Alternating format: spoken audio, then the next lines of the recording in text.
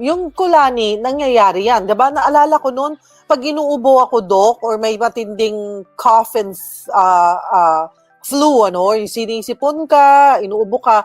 Pag sinasabi ng Doc, oo, ayan, may mga medyo may kulani ka dyan. Ganyan. That's right.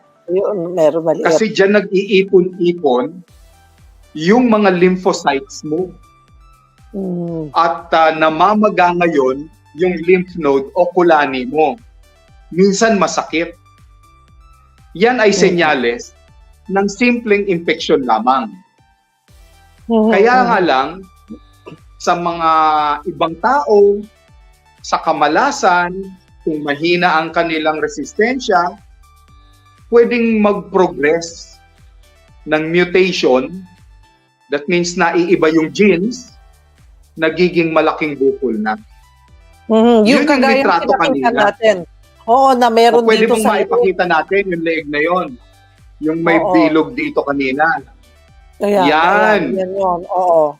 O, sinlaki pa lang yan ng lansones. May mas malaki pa dyan.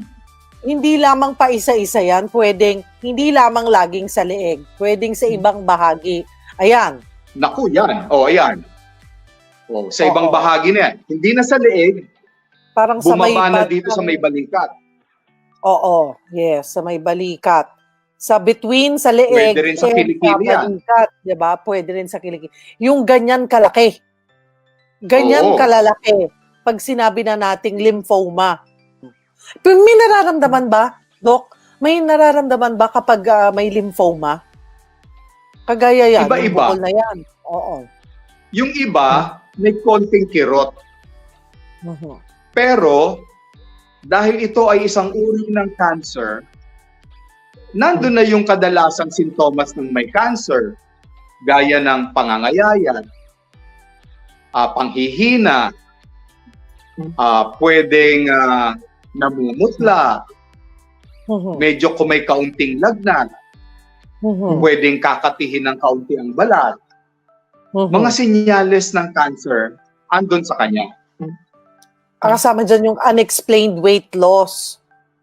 Ganon, mga ngayayat, kasi walang ganang kumain.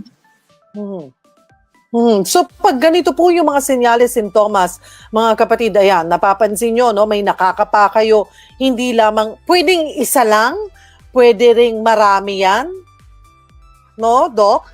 Isa, o kaya magkabilaan, o kaya damay ang kilikili at sili. Oho.